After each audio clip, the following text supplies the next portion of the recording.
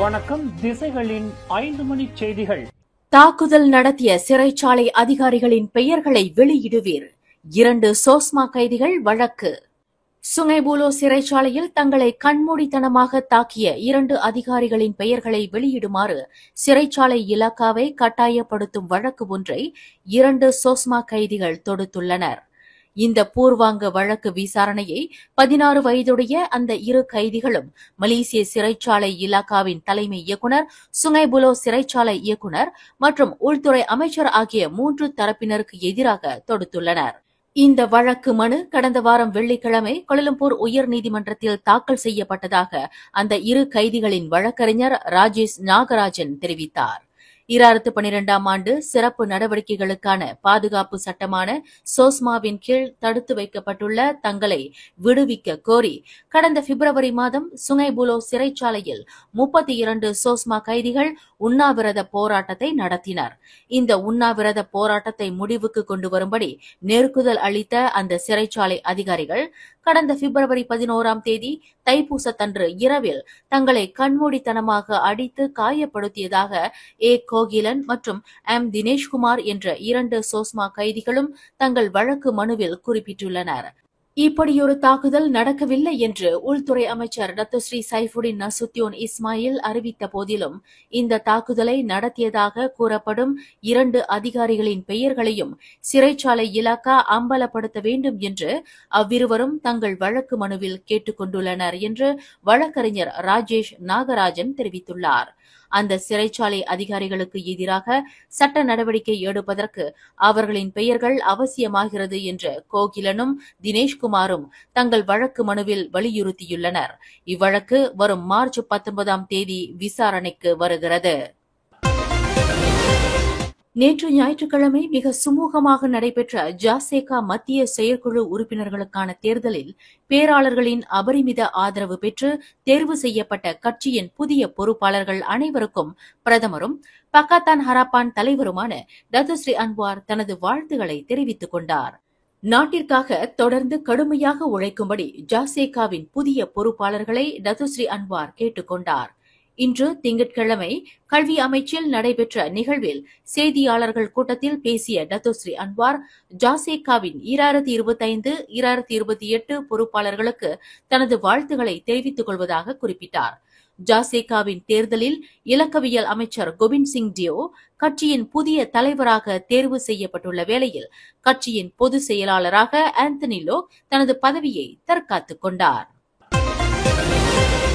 மளிகை கடை நடத்தி வரும் அந்நிய நாட்டவரை மிரட்டி 8000 ரிங்கிட் பணம் கேட்டதாக கூறப்படும் அரசியல் கட்சி ஒன்றின் உதவித் தலைவர் ஒருவர் கைது செய்யப்பட்டுள்ளார். பினாங்கு புக்கிட் முர்தாஜாம் தமன் அருவனா என்ற இடத்தில் வங்காளதேசி ஒருவர் மிரட்டப்பட்டது தொடர்பில் கிடைக்கப்பெற்ற தகவலின் அடிப்படையில் அந்த நபர் நேற்று இரவு சிப்ராங்பிராயத்தங்கா மாவட்ட போலீஸ் நிலையத்திற்கு வரவழைக்கப்பட்டு இரவு 9:45 மணியளவில் கைது செய்யப்பட்டுள்ளார். ஊராட்சி மன்ற உறுப்பினராக இருக்கும் சம்பந்தப்பட்ட அரசியல்வாதியும் மேலும் 2 அமலாக்க அதிகாரிகளும் கைது செய்யப்பட்டதாக கூறப்படுகிறது. அந்த கடை வங்காளதேசியின் மனைவியான மலேசிய பெண்ணின் பெயரில் இருப்பதாக நம்பப்படுகிறது. அந்நிய நாட்டவரை வேலைக்கு வைத்திருப்பதாக கூறி அந்த மளிகை கடையின் பொருட்கள் கடந்த ஜனவரி மாதம் பறிமுதல் செய்யப்பட்டதாகவும் தெரியவந்துள்ளது.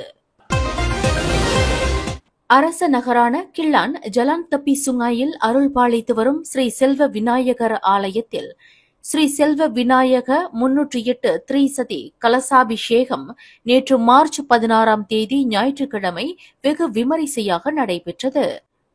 காலை 8:01 மணிக்கு ஸ்ரீ விக்னேஸ்வரர் பூஜை, யஜமான சங்கல்பம், புண்ணியாக வாசனம், பஞ்சகவ்ய பூஜை ஆகிய நிகழ்வுகளுடன் காலை 10:01 மணிக்கு ஸ்ரீ செல்வ விநாயக 308 திரிசதி கலசாபிஷேகம் தொடங்கியது. ஆலய நிர்வாக உறுப்பினர்கள், பொதுமக்கள் திரளாக கலந்து கொண்ட இந்நிகழ்வை ஆலயத்தின் பிரதான குருக்கள் முன்னெடுத்து சிறப்பாக நடத்தினர்.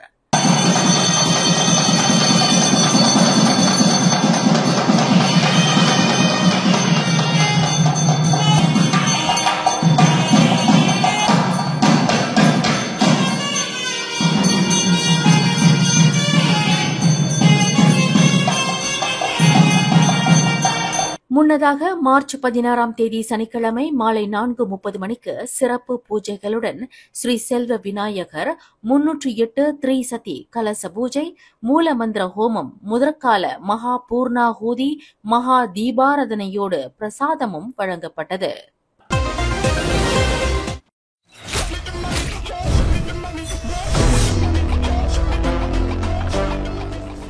தென்னிந்திய திரைப்பட முன்னணி நடிகர்கள், நடிகைகள், இயக்குநர்கள், இசையமைப்பாளர்கள், பின்னணி பாடகர்கள், நகைச்சுவை நடிகர்கள் கலந்து கொண்டு விருது பெறும் நிகழ்வு பினாங்கு மாநிலத்தில் ஸ்பைஸ் அரீனாவில்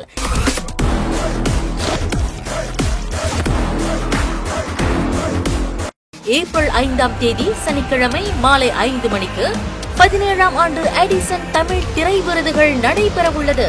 அந்நிகழ்வில் பார்வையாளர்களாக கலந்து கொண்டு நிகழ்ச்சியை கண்டுகளிக்க இன்றே முன்பதிவு செய்வீர். myticket.asia.